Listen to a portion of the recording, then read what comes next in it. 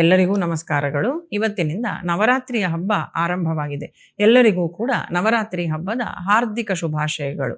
ಇವತ್ತಿನಿಂದ ನಾವು ನವರಾತ್ರಿಯ ಈ ಸಂದರ್ಭದಲ್ಲಿ 9 ದಿನಗಳ ಕಾಲ ದುರ್ಗಾ ಸಪ್ತಶತಿಯ ಬಗ್ಗೆ ತಿಳ್ಕೊಳ್ಳುವ. ಹಾಗಾದರೆ ದುರ್ಗಾ ಸಪ್ತಶತಿ ಅಂದರೆ ಏನು ಅಂತ ಹೇಳುವಂಥದ್ದನ್ನು ಮೊದಲು ತಿಳ್ಕೊಳ್ಳಿಕ್ಕೆ ಪ್ರಯತ್ನ ಮಾಡುವ. ನವರಾತ್ರಿ ಆಗಿರ್ಬೋದು ಅಥವಾ ಬೇರೆ ಯಾವುದೇ ಸಂದರ್ಭಗಳಾಗಿರ್ಬೋದು, ಅಲ್ಲಲ್ಲಿ ಚಂಡಿಕಾ ಹೋಮಗಳಾಗುವಂಥದ್ದನ್ನು ನಾವು ನೋಡ್ತೇವೆ. ಈ ಚಂಡಿಕಾ ಹೋಮದಲ್ಲಿ ಯಾವ ಮಂತ್ರಗಳನ್ನು ಉಪಯೋಗಿಸ್ತಾರೆ ನೋಡಿ, ಅದುವೇ ದುರ್ಗಾ ಸಪ್ತಶತಿ. ಸುಲಭವಾಗಿ ಅರ್ಥ ಆಗುವ ಹಾಗೆ ಹೇಳಬೇಕು ಅಂತ ಹೇಳಿದ್ರೆ, ನಾವು ಏನು ದೇವಿ ಮಹಾತ್ಮೆ ಯಕ್ಷಗಾನವನ್ನು ನೋಡ್ತೇವೋ, ಆ ಯಕ್ಷಗಾನದಲ್ಲಿ ಏನು ಕಥೆ ಉಂಟೋ ಅದುವೇ ದುರ್ಗಾ ಸಪ್ತಶತಿ. ದೇವಿ ಮಹಾತ್ಮೆಯೇ ದುರ್ಗಾ ಸಪ್ತಶತಿ ಅಂತ. ಸಪ್ತಶತಿ ಅಂದರೆ 700 ಅಂತ ಅರ್ಥ. 700 ಶ್ಲೋಕಗಳು ಈ ದುರ್ಗಾ ಸಪ್ತಶತಿಯಲ್ಲಿ ಉಂಟು.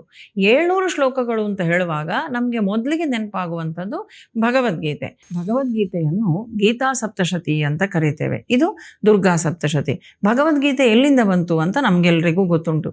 ಭಗವದ್ಗೀತೆ ಮಹಾಭಾರತದ ಭೀಷ್ಮ ಪರ್ವದಿಂದ ಬಂತು. ಹಾಗಾದರೆ ಈ ದುರ್ಗಾ ಸಪ್ತಶತಿ ಎಲ್ಲಿಂದ ಬಂತು, ಯಾವ ಪುರಾಣದಲ್ಲಿ ಇದು ಉಂಟು ಅಂತ ನಾವು ತಿಳ್ಕೊಳ್ಳೋದಾದರೆ, ಈ ದುರ್ಗಾ ಸಪ್ತಶತಿ ವೇದವ್ಯಾಸರು ರಚಿಸಿದಂತಹ ಮಾರ್ಕಂಡೇಯ ಪುರಾಣ. ಆ ಮಾರ್ಕಂಡೇಯ ಪುರಾಣದಲ್ಲಿ ದೇವಿ ಭಾಗವತ ಅಂತ ಹೇಳುವಂತಹ ಒಂದು ಭಾಗ ಉಂಟು.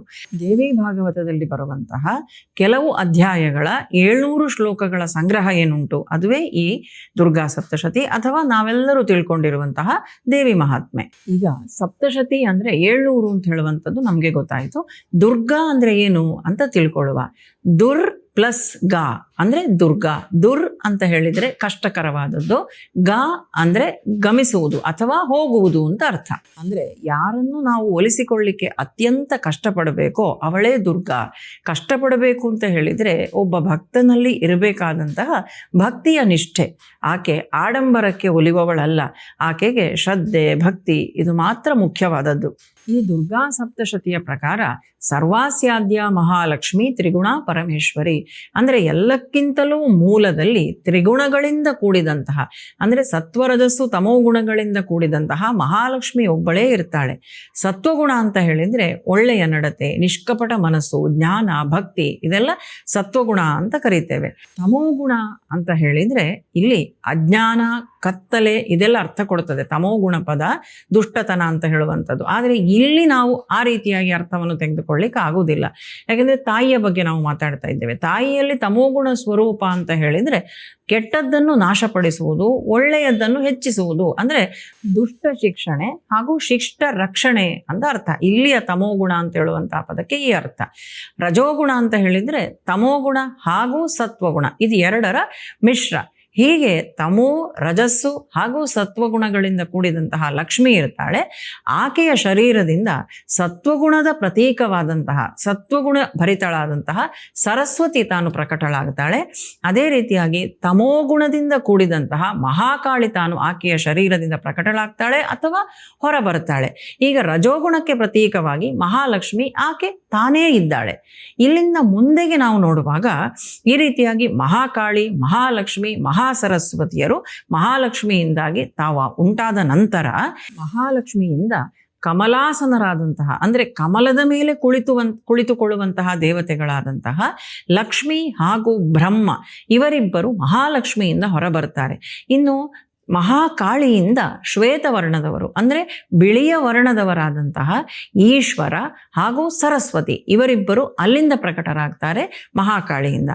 ಇನ್ನು ಮುಂದೆ ಮಹಾಸರಸ್ವತಿಯಿಂದ ಗೌರಿ ಹಾಗೂ ವಿಷ್ಣು ಇವರಿಬ್ಬರು ಪ್ರಕಟವಾಗ್ತಾರೆ.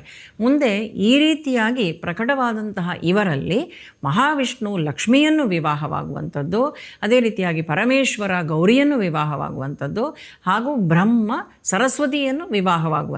ಈ ರೀತಿಯಾಗಿ ಇವರೆಲ್ಲರೂ ಕೂಡ ಪರಸ್ಪರರಾಗಿ ವಿವಾಹಾದಿಗಳನ್ನು ಮಾಡಿಕೊಂಡು ಈ ಸೃಷ್ಟಿ, ಸ್ಥಿತಿ, ಲಯಗಳಲ್ಲಿ ಬ್ರಹ್ಮ, ವಿಷ್ಣು, ಮಹೇಶ್ವರರು ತಾವು ತೊಡಗಿಕೊಳ್ತಾರೆ ಅಂತ ಹೇಳುವಂಥದ್ದು. ಹೀಗೆ ಎಲ್ಲದಕ್ಕೂ ಮೂಲವಾಗಿರುವಂಥದ್ದು ಆಕೆ ಮಹಾಲಕ್ಷ್ಮಿ. ಆಕೆಯೇ ಜಗನ್ಮಾತೆಯಾಗಿ ಇದ್ದಾಳೆ ಅಂತ ಹೇಳುವಂಥದ್ದು ಸಪ್ತಶತಿ ನಮಗೆ ತಿಳಿಸಿಕೊಡ್ತದೆ. ಈ ದುರ್ಗಾ ಸಪ್ತಶತಿಯನ್ನು ಒಂದು ವಾರದಲ್ಲಿ ಪಾರಾಯಣ ಮಾಡುವಂತಹ ಒಂದು ಕ್ರಮ ಉಂಟು, ಪದ್ಧತಿ ಉಂಟು.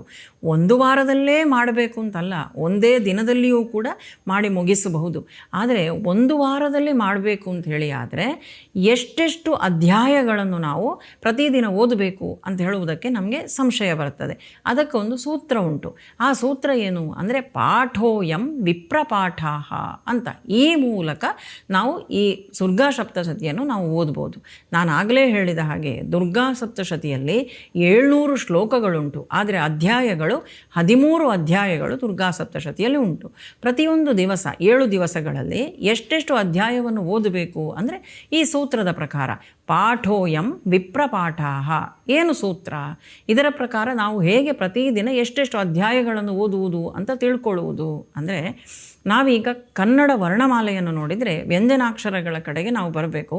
ವ್ಯಂಜನಾಕ್ಷರಗಳ ಕಡೆಯಲ್ಲಿ ಪಾಠೋಯಂ ಅಂತ ಈಗ ನಾವು ಹೇಳಿದಂತಹ ಸೂತ್ರದ ಪ್ರಕಾರ ಪ ಅಂತ ಹೇಳುವಂಥದ್ದು ಪ ಪ ಬ ಭ ಮ ಎನ್ನುವ ಈ ಸಾಲಿನಲ್ಲಿ ಮೊದಲನೆಯ ಅಕ್ಷರ ಅಂದರೆ ಮೊದಲನೆಯ ದಿವಸ ಒಂದು ಅಧ್ಯಾಯವನ್ನು ಪಾರಾಯಣ ಮಾಡಬೇಕು. ಇನ್ನು ಎರಡನೆಯದ್ದು ಠೋ, ಠ ಅಂತ ಹೇಳುವಂಥದ್ದು ಟ ಠ ಡ ಢ ಣ. ಟವರ್ಗದಲ್ಲಿ ಠ ಅಂತ ಹೇಳುವಂಥದ್ದು ಎರಡನೆಯ ಅಕ್ಷರ. ಅಂದರೆ ನಾವು 2 ಅಧ್ಯಾಯಗಳನ್ನು ಎರಡನೇ ದಿನ ಪಾರಾಯಣ ಮಾಡಬೇಕು, ಅಂದರೆ 2ನೇ ಮತ್ತು 3ನೇ ಅಧ್ಯಾಯವನ್ನು. ಅದೇ ರೀತಿಯಾಗಿ ಪಾಠೋ ಯಂ ಮೂರನೆಯ ದಿವಸ ಯ ರ ಲ ವ ಶ ಶ ಸ ಹ ಳ. ಇಲ್ಲಿ ಯ ವರ್ಗ ಈ ಸಾಲಿನಲ್ಲಿ ಏನು ಅಂದರೆ ಯ ಅಂತ ಹೇಳುವಂಥದ್ದು ಮೊದಲನೆಯ ಅಕ್ಷರ. ಅಂದರೆ ಒಂದು ಅಧ್ಯಾಯವನ್ನು 3ನೇ ದಿನ ಪಾರಾಯಣ ಮಾಡಬೇಕು. ಇದೇ ರೀತಿಯಾಗಿ ಉಳಿದ ದಿವಸಗಳು ಕೂಡ ಈ ಸೂತ್ರದ ಪ್ರಕಾರವೇ ನಾವು ಪಾರಾಯಣವನ್ನು ಮಾಡಿಕೊಂಡು ಹೋಗಿ 13 ಅಧ್ಯಾಯಗಳನ್ನು ಒಂದು ವಾರದಲ್ಲಿ ನಾವು ಮುಗಿಸಬಹುದು. ಈ ದುರ್ಗಾ ಸಪ್ತಶತಿಯ ಪಾರಾಯಣವನ್ನು ಮಾಡುವಂಥವರು ಕೆಲವೊಂದು ನಿಯಮಗಳನ್ನು ಇಟ್ಟುಕೊಳ್ಳಬೇಕು. ಅವರು ಒಳಗೆ ಹಾಗೂ ಹೊರಗೆ ಶುದ್ಧರಾಗಿರಬೇಕು, ಸತ್ಯನಿಷ್ಠರಾಗಿರಬೇಕು, ಶ್ರದ್ಧೆ ಇರಬೇಕು. ಪ್ರತಿದಿನವೂ ಕೂಡ ಒಂದೇ ಹೊತ್ತಿಗೆ ಪಾರಾಯಣ ಮಾಡುವಂತಹ ಒಂದು ಪ್ರಯತ್ನವನ್ನು ಮಾಡಬೇಕು. ತಾಯಿಯ ಬಳಿಗೆ ಹೋಗಬೇಕು ಅಂತೇಳಿ ಆದರೆ ಭಕ್ತಿ ಮಾತ್ರ ಪ್ರಾಧಾನ್ಯ. ಆಕೆ ಆಡಂಬರಕ್ಕೋ ಇನ್ಯಾವುದಕ್ಕೋ ಒಲಿಯುವವಳಲ್ಲ. ಭಕ್ತಿಯಿಂದ ತಾಯಿಯ ಬಳಿಗೆ ನಾವು ಹೋಗಬೇಕು. ಆಗ ಮಾತ್ರ ಅಮ್ಮ ಅಂತ ಹೇಳುವಂತಹ ಆ ಕೂಗಿಗೆ ಆಕೆ ಸ್ಪಂದನೆಯನ್ನು ಕೊಡಲಿಕ್ಕೆ ಸಾಧ್ಯ. ಆಕೆಯ ಪ್ರತಿಕ್ರಿಯೆಯನ್ನು, ಅನುಗ್ರಹವನ್ನು ನಾವು ಪಡ್ಕೊಳ್ಬಹುದು. ಅದೇ ರೀತಿಯಾಗಿ ನಾವು ಪಾರಾಯಣಕ್ಕೆ ಕೂತ್ಕೊಳ್ಳುವಾಗ ಸಾಧ್ಯ ಇದ್ದಷ್ಟು ಮನಸ್ಸನ್ನು ಅವಳಲ್ಲೇ ಇಡಲಿಕ್ಕೆ ನಾವು ಪ್ರಯತ್ನವನ್ನು ಪಡಬೇಕು. ನಾವಿಲ್ಲಿ ಪಾರಾಯಣವನ್ನು ಮಾಡುವಂಥದ್ದು ಮನಸ್ಸು ಎಲ್ಲೆಲ್ಲೋ ತಿರುಗಾಡುವಂಥದ್ದು ಈ ರೀತಿಯಾಗಿ ಆಗದೇ ಇರುವಂತೆ ನಾವು ಎಚ್ಚರ ವಹಿಸಬೇಕು. ಹೊರಗಿನಿಂದ ಮಾತ್ರ ನಮ್ಮಲ್ಲಿ ಇದೆಲ್ಲ ಇದ್ದರೆ ಸಾಕಾಗುವುದಿಲ್ಲ. ಆಂತರ್ಯದಲ್ಲಿಯೂ ಕೂಡ ಶುದ್ಧತೆ ಇರಬೇಕು. ಇದು ಕೇವಲ ಈ ಸಪ್ತಶತಿ ಪಾರಾಯಣವನ್ನು ಓದುವಷ್ಟು ದಿವಸ ಮಾತ್ರ ಇದ್ದರೆ ಸಾಕಾಗುವುದಿಲ್ಲ. ಈ ಎಲ್ಲ ಗುಣಗಳು ಕೂಡ ಶಾಶ್ವತವಾಗಿ ನಮ್ಮಲ್ಲಿ ಅಡಕವಾಗಿರುವ ರೀತಿಯಲ್ಲಿ ನಾವು ನೋಡಿಕೊಳ್ಬೇಕು. ಮತ್ತು ತಾಯಿಯ ಅನುಗ್ರಹಕ್ಕೆ ಸದಾಕಾಲ ಪಾತ್ರರಾಗುವ ಕಡೆಗೆ ನಾವು ಗಮನವನ್ನು ಹರಿಸಬೇಕು. ಇನ್ನು ಉಳಿದ 8 ದಿನಗಳ ಕಾಲವೂ ಕೂಡ ನಾವು ಈ ದುರ್ಗಾ ಸಪ್ತಶತಿಯಲ್ಲಿ ದೇವಿ ಮಹಾತ್ಮೆಯಲ್ಲಿ ಏನೆಲ್ಲ ವಿಚಾರಗಳು ಬರ್ತದೆ, ಆ ತಾಯಿ ಯಾವುದೆಲ್ಲ ಕರ್ತವ್ಯಗಳನ್ನು ಭಕ್ತಜನರ ಉದ್ಧಾರಕ್ಕಾಗಿ ಮಾಡಿದ್ದಾಳೆ, ಹಾಗೂ ಆಕೆಯ ಸ್ತುತಿಯನ್ನು ಮಾಡುವುದರ ಮೂಲಕ ಈ ದುರ್ಗಾ ಸಪ್ತಶತಿಯನ್ನು, ದೇವಿ ಮಹಾತ್ಮೆಯನ್ನು ಅರಿತುಕೊಳ್ಳುವುದರ ಮೂಲಕ ನಾವು ಏನನ್ನು ಪಡ್ಕೊಳ್ಬಹುದು, ಆಕೆಯ ಅನುಗ್ರಹಕ್ಕೆ ಹೇಗೆ ಪಾತ್ರರಾಗಬಹುದು ಅಂತ ಹೇಳುವಂಥದ್ದೆಲ್ಲವನ್ನು ಕೂಡ ತಿಳ್ಕೊಳ್ಳುವ. ಎಲ್ಲರಿಗೂ ಕೂಡ ಆ ಜಗದಂಬೆಯ ಅನುಗ್ರಹವು ಪ್ರಾಪ್ತವಾಗಲಿ, ಶುಭವಾಗಲಿ, ಮಂಗಳವಾಗಲಿ. ಜಗದಂಬಾ ಅರ್ಪಣಮಸ್ತು.